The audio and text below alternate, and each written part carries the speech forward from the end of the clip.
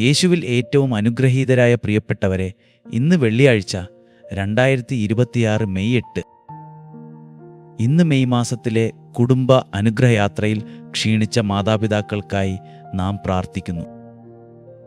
വീട്ടിൽ എല്ലാവർക്കും വേണ്ടി ചിന്തിച്ച് സ്വന്തം ഹൃദയം മിണ്ടാതെ കരയുന്ന ഒരു അമ്മയുണ്ടാകാം. അല്ലെങ്കിൽ ആരും കാണാതെ കടവും വാടകയും പഠനച്ചെലവും മനസ്സിൽ കൂട്ടിക്കണക്കാക്കുന്ന ഒരു അപ്പനുണ്ടാകാം. രാവിലെ അടുക്കളയിൽ പാത്രങ്ങളുടെ ശബ്ദം കേൾക്കുമ്പോൾ തന്നെ മനസ്സിലൊരു ഭാരമുണരുന്നു. കുട്ടികളുടെ പുസ്തകങ്ങൾ മേശപ്പുറത്ത് കിടക്കുന്നു.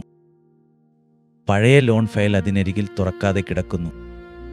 മരുന്നിൻ്റെ ബിൽ, വിസരേഖ, സ്കൂൾ ടൈം ടേബിൾ എല്ലാം ഒരേ മേശയിൽ കിടക്കുന്നു. പക്ഷെ ആ മേശക്കരികിൽ ഇരിക്കുന്ന അമ്മയുടെയും അപ്പൻ്റെയും കണ്ണുനീർ ആരും കാണുന്നില്ല. പ്രിയപ്പെട്ടവരെ, നിങ്ങൾ തളർന്നുപോയത് വിശ്വാസം കുറവായതുകൊണ്ടല്ല, നിങ്ങൾ ക്ഷീണിച്ചത് സ്നേഹിച്ചതുകൊണ്ടാണ്. നിങ്ങൾ മിണ്ടാതായത് കോപമില്ലാത്തതുകൊണ്ടല്ല. കുടുംബം തകർന്നു പോകാതിരിക്കാനാണ് ചില വാക്കുകൾ നിങ്ങൾ ഉള്ളിൽ അടക്കി വെച്ചത്. ഇന്ന് യേശു നിങ്ങളുടെ മിണ്ടാത്ത ക്ഷീണത്തെ കേൾക്കുന്നു. ഇന്ന് മാതാവിൻ്റെ കരുണ നിങ്ങളുടെ വീട്ടുവാതിൽക്കൽ നിൽക്കുന്നു. ഇന്ന് ഈ പ്രാർത്ഥന ഒരു ദിവസത്തെ വീഡിയോ മാത്രമല്ല, ഇത് നമ്മുടെ വീടുകളിലൂടെ കടന്നുപോകുന്ന ഒരു തുടർന്നുകൊണ്ടിരിക്കുന്ന പ്രാർത്ഥനാ യാത്രയാണ്. പ്രവാചകനായ യെശയ്യാവിൻ്റെ പുസ്തകം 49 അധ്യായം 15 വചനം പറയുന്നു, ഒരു അമ്മയ്ക്ക് തൻ്റെ കുഞ്ഞിനെ മറക്കാൻ കഴിയുമോ?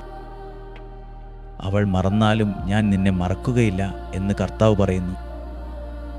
ഈ വചനം ഇന്ന് ക്ഷീണിച്ച മാതാപിതാക്കളുടെ നെഞ്ചിൽ യേശു കൈവച്ച് പറയുന്ന വാക്കാണ്. മക്കൾക്കായി നിങ്ങൾ എത്ര തവണ ഉറക്കം കളഞ്ഞിട്ടുണ്ടോ, അതിലും ആഴത്തിൽ ദൈവം നിങ്ങളെ ഓർക്കുന്നു. മക്കളുടെ പഠനത്തെക്കുറിച്ചും അവരുടെ ഭാവിയെക്കുറിച്ചും അവരുടെ വിശ്വാസത്തെക്കുറിച്ചും നിങ്ങൾ പേടിക്കുന്നുണ്ട്. പക്ഷേ സ്വർഗത്തിലെ പിതാവ് നിങ്ങളുടെ പേടിയെ കുറ്റമായി കാണുന്നില്ല. അവൻ അതിനെ പ്രാർത്ഥനയാക്കാൻ ആഗ്രഹിക്കുന്നു. നിങ്ങൾ എല്ലാവരെയും ഓർക്കുമ്പോൾ ദൈവം നിങ്ങളെ മറന്നിട്ടില്ല. ഇതാണ് ഇന്നത്തെ അനുഗ്രഹത്തിൻ്റെ ഹൃദയം. വീട്ടിലെ പ്രാർത്ഥനാമുറിയിൽ ഒരു ചെറിയ വിളക്ക് കത്തിക്കുമ്പോൾ മുഴുവൻ വീടും ഉടനെ മാറിയെന്നില്ല. പക്ഷെ ആ ചെറിയ ജ്വാല ഇരുട്ടിനോട് പറയുന്നുണ്ട്, നീ അവസാന വാക്കല്ല. അതുപോലെ നിങ്ങളുടെ ചെറിയ പ്രാർത്ഥനയും വീട്ടിലെ ഭാരത്തോട് പറയുന്നുണ്ട്, യേശുവാണ് അവസാന വാക്ക്. ചില വീടുകളിൽ പണം കുറവാണ്, ചില വീടുകളിൽ സമാധാനം കുറവാണ്, ചില വീടുകളിൽ സംസാരമുണ്ട് പക്ഷെ സ്നേഹം കേൾക്കുന്നില്ല. ചില വീടുകളിൽ കുട്ടികൾ അടുത്തുണ്ട് പക്ഷേ മനസ്സിൽ ദൂരമാണ്. ചില മാതാപിതാക്കൾ ഗൾഫിലേക്കോ യൂറോപ്പിലേക്കോ ഉള്ള ഒരു വിളിക്കായി കാത്തിരിക്കുകയാണ്. ചിലർ വിസ വൈകിയതുകൊണ്ട് മുഖം കാണിക്കാൻ പോലും ലജ്ജിക്കുന്നു. ചിലർ ആശുപത്രി വരാന്തയിൽ ഇരുന്ന് ബില്ലും റിപ്പോർട്ടും നോക്കി നിശബ്ദമായി കുരിശു വരയ്ക്കുന്നു. ചിലർ വിവാഹം വൈകുന്ന മകളെയും ജോലി കിട്ടാത്ത മകനെയും വഴിതെറ്റിപ്പോകുന്ന കുട്ടിയെയും ഓർത്ത് രാത്രിയിൽ ഉണരുന്നു. ഇന്ന് യേശു പറയുന്നു, മകനെ, മകളെ, നീ ഒറ്റയല്ല. കണ്ണുകൾ അടയ്ക്കുക, ഒരു കൈ ഹൃദയത്തിന്മേൽ വെക്കുക. നിങ്ങളുടെ വീടിൻ്റെ പേര് യേശുവിനോട് പതുക്കെ പറയുക. ഇപ്പോൾ നിങ്ങളുടെ മക്കളുടെ പേരുകൾ മനസ്സിൽ വിളിക്കുക. പിന്നെ നിങ്ങളുടെ കടം, വിസ വൈകൽ, പരീക്ഷാഭയം, ആശുപത്രി ഭയം, കുടുംബത്തിലെ നിശബ്ദത എല്ലാം യേശുവിൻ്റെ കുരിശിനടിയിൽ വെക്കുക. യേശുവേ, എൻ്റെ കുടുംബത്തെ ഞാൻ നിൻ്റെ കരങ്ങളിൽ ഏൽപ്പിക്കുന്നു. യേശുവേ, എൻ്റെ കുടുംബത്തെ ഞാൻ നിൻ്റെ കരങ്ങളിൽ ഏൽപ്പിക്കുന്നു. യേശുവേ, എൻ്റെ കുടുംബത്തെ ഞാൻ നിൻ്റെ കരങ്ങളിൽ ഏൽപ്പിക്കുന്നു. കർത്താവെ, ഈ വീട്ടിൽ കടത്തിൻ്റെ ഭാരമുണ്ടെങ്കിൽ അതിൽ ജ്ഞാനവും വഴിയും നൽകണമേ. വാടകയുടെ പേടിയുണ്ടെങ്കിൽ ഇന്നത്തേക്കുള്ള ധൈര്യം നൽകണമേ. മരുന്നിൻ്റെ ചെലവുകൾ മനസ്സിനെ തകർക്കുന്നുണ്ടെങ്കിൽ ചികിത്സയിലും സഹായത്തിലും ശരിയായ വാതിലുകൾ തുറക്കണമേ.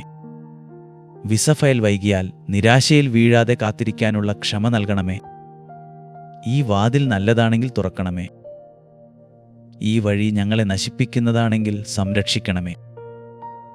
ഇനി കാത്തിരിക്കേണ്ടതാണെങ്കിൽ കരയാതെ കാത്തിരിക്കാനുള്ള കൃപ നൽകണമേ.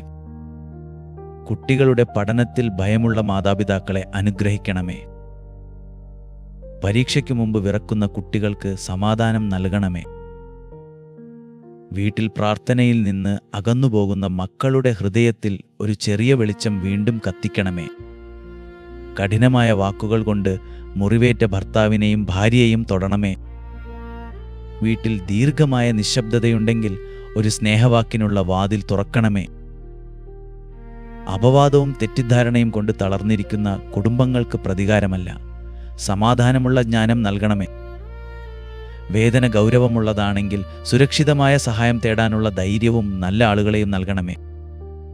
പരിശുദ്ധ മാതാവേ, ക്ഷീണിച്ച അമ്മമാരുടെ കൈകൾ പിടിക്കണമേ. സ്വന്തം വേദന കാണിക്കാതെ ചിരിക്കാൻ ശ്രമിക്കുന്ന അപ്പന്മാരുടെ ഹൃദയം ആശ്വസിപ്പിക്കണമേ. നസ്രത്തിലെ ചെറിയ വീട്ടിൽ യേശുവിനെ വളർത്തിയ മാതാവേ, നമ്മുടെ വീടുകളെയും സ്നേഹത്തോടെ മൂടണമേ. ഈ മെയ് മാസത്തിൽ ഓരോ കുടുംബത്തിലും മൃദുവായ മറുപടി, ശാന്തമായ ഭക്ഷണമേശ, പ്രാർത്ഥനയുള്ള രാത്രി, ക്ഷമയുള്ള ഹൃദയമുണ്ടാകട്ടെ. ഒരു ചെറിയ സാക്ഷ്യം ഞാൻ നിങ്ങളോട് പറയട്ടെ. കേരളത്തിലെ ഒരു അമ്മ ദിവസവും രാവിലെ എല്ലാവരും എഴുന്നേൽക്കുന്നതിന് മുമ്പ് എഴുന്നേൽക്കുമായിരുന്നു. അടുക്കളയിൽ പാത്രങ്ങളുടെ ശബ്ദം തുടങ്ങും മുമ്പേ അവൾ മേശപ്പുറത്തെ സ്കൂൾ പുസ്തകങ്ങൾ നോക്കും. ഒരു പഴയ ലോൺ ഫയൽ മൂലയിലുണ്ടായിരുന്നു. അതിനരികിൽ മരുന്നിൻ്റെ ബിൽ കിടന്നു. മറ്റൊരു കവറിൽ മകൻ്റെ വിസരേഖകളും കിടന്നു. ഭർത്താവിൻ്റെ ക്ഷീണിച്ച ശബ്ദവും മകളുടെ പരീക്ഷാഭയവും വീട്ടിലെ ചെലവുകളും എല്ലാം അവളുടെ ഉള്ളിൽ ഒരു കല്ലുപോലെ കിടന്നു. ഒരു ദിവസം അവൾ വലിയ പ്രാർത്ഥന ഒന്നും ചെയ്തില്ല. പ്രാർത്ഥനാമുറിയിൽ ഒരു ചെറിയ മെഴുകുതിരി കത്തിച്ചു. യേശുവിനെയും മാതാവിനെയും നോക്കി അവൾ പറഞ്ഞത് ഇത്ര മാത്രമായിരുന്നു: കർത്താവേ, ഇന്ന് ഞാൻ തളർന്നിരിക്കുന്നു. പക്ഷേ എൻ്റെ വീട്ടിനെ നീ വിട്ടുകളയരുതേ. അന്ന് എല്ലാ പ്രശ്നങ്ങളും തീർന്നില്ല. ലോൺ ഫയൽ അന്നും മേശപ്പുറത്ത് തന്നെ ഉണ്ടായിരുന്നു. വിസയുടെ മറുപടി അന്നും വന്നില്ല. ബിൽ അന്നും അടയ്ക്കേണ്ടതായിരുന്നു. പക്ഷേ അവളുടെ ഹൃദയത്തിലൊരു ചെറിയ സമാധാനമുയർന്നു. ആ സമാധാനത്തോടെ അവൾ ആ ദിവസം ഒരു കഠിന വാക്ക് പറയാതെ കടന്നുപോയി. മകളോട് ഒരു മൃദുവായ വാക്ക് പറഞ്ഞു. ഭർത്താവിനോട് നിശബ്ദമായി ചായ കൊടുത്തു. വൈകുന്നേരം അവൾ വീണ്ടും മെഴുകുതിരിയുടെ മുമ്പിൽ ഇരുന്നു. അവൾ മനസ്സിലാക്കി, കൃപ ചിലപ്പോൾ പ്രശ്നം മാറ്റുന്നതിന് മുമ്പ് ഹൃദയത്തെ താങ്ങുന്നു.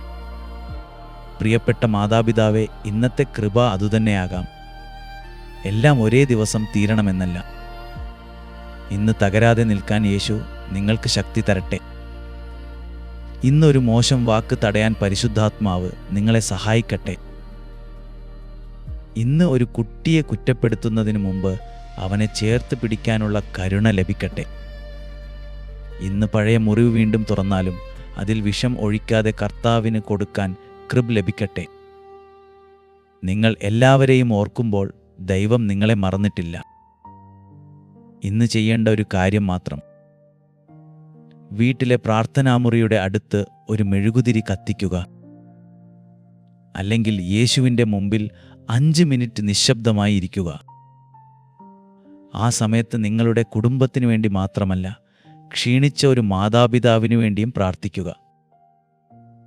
സമാധാനം നഷ്ടപ്പെട്ട ഒരു കുടുംബത്തെ കർത്താവിൻ്റെ കരങ്ങളിൽ ഏൽപ്പിക്കുക. ആ ചെറിയ ജ്വാല നിങ്ങളുടെ വീട്ടിലെ വിശ്വാസത്തിൻ്റെ അടയാളമാകട്ടെ. കർത്താവേ, എൻ്റെ വീട്ടിലെ ക്ഷീണം നിനക്കറിയാം.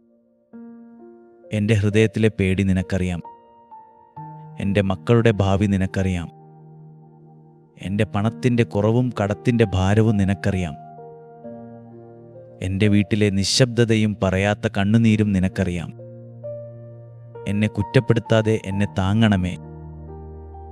എൻ്റെ കുടുംബത്തെ ശിക്ഷിക്കാതെ ഞങ്ങളെ തിരിച്ചു വിളിക്കണമേ. പരിശുദ്ധാത്മാവേ, ഈ വീട്ടിൽ വീണ്ടും ശ്വാസം നൽകണമേ. വാക്കുകളിൽ സമാധാനം തരണമേ. തീരുമാനങ്ങളിൽ വെളിച്ചം തരണമേ. കാത്തിരിപ്പിൽ ക്ഷമ തരണമേ. രോഗത്തിൽ ധൈര്യം തരണമേ. പരാജയത്തിൽ പുതിയ തുടക്കം തരണമേ. മാതാവേ, ഈ വീട്ടിലെ മക്കളെ നിന്റെ നീലമേലങ്കി കീഴിൽ കാക്കണമേ. പഠിക്കുന്ന കുട്ടികളെയും ജോലി അന്വേഷിക്കുന്ന യുവാക്കളെയും വിവാഹം കാത്തിരിക്കുന്ന മക്കളെയും വിദേശത്ത് ഒറ്റയ്ക്കിരിക്കുന്നവരെയും അനുഗ്രഹിക്കണമേ. വീട്ടിൽ പ്രാർത്ഥിക്കാൻ കഴിയാത്തത്ര തളർന്നവർക്ക് പോലും യേശുവിൻ്റെ നാമം ഒരു ശ്വാസമായി നൽകണമേ. ഈശോയുടെ പരിശുദ്ധ ഹൃദയമേ, ഞങ്ങളുടെ വീടുകളെ അനുഗ്രഹിക്കണമേ.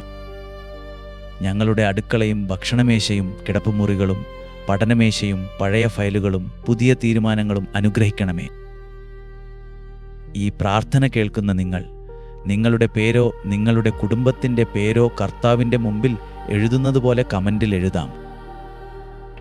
നിങ്ങൾ കാത്തിരിക്കുന്ന കാര്യം ഒരു വാക്കിൽ എഴുതാം. വിസ, ജോലി, പഠനം, ആരോഗ്യം, സമാധാനം, മക്കൾ, കടം, എന്തായാലും കർത്താവ് അറിയുന്നു.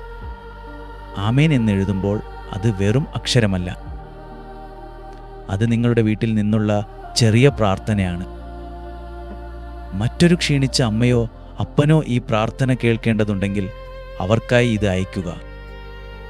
നമ്മുടെ ഫോൺ പോലും ഒരു ചെറിയ പ്രസംഗപീഠമാകാം.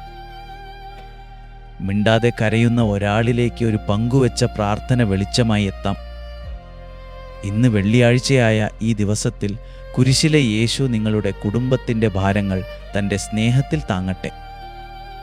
പരിശുദ്ധ മാതാവ് നിങ്ങളുടെ വീട്ടിൽ മൃദുത്വവും സമാധാനവും കൊണ്ടുവരട്ടെ. നിങ്ങളുടെ മക്കൾ ഭയത്തിലല്ല, കൃപയിൽ വളരട്ടെ. നിങ്ങളുടെ ക്ഷീണിച്ച കൈകൾ വീണ്ടും പ്രാർത്ഥനയ്ക്കായി ഉയരട്ടെ. നിങ്ങളുടെ വീട്ടിലെ ചെറിയ വിളക്ക് അണയാതെ കത്തട്ടെ. യേശുവിൻ്റെ നാമത്തിൽ നിങ്ങളുടെ കുടുംബത്തിന് സമാധാനവും ശക്തിയും പ്രത്യാശയും ലഭിക്കട്ടെ. കാണുന്നതുവരെ സ്വർഗത്തിലെ ദൈവം എന്നെയും നിങ്ങളെയും സൂക്ഷിക്കട്ടെ. ആമേൻ. നാളെ രാവിലെ കൃത്യം 5:30 തീർച്ചയായും ഞാൻ നിങ്ങളെ കാണും.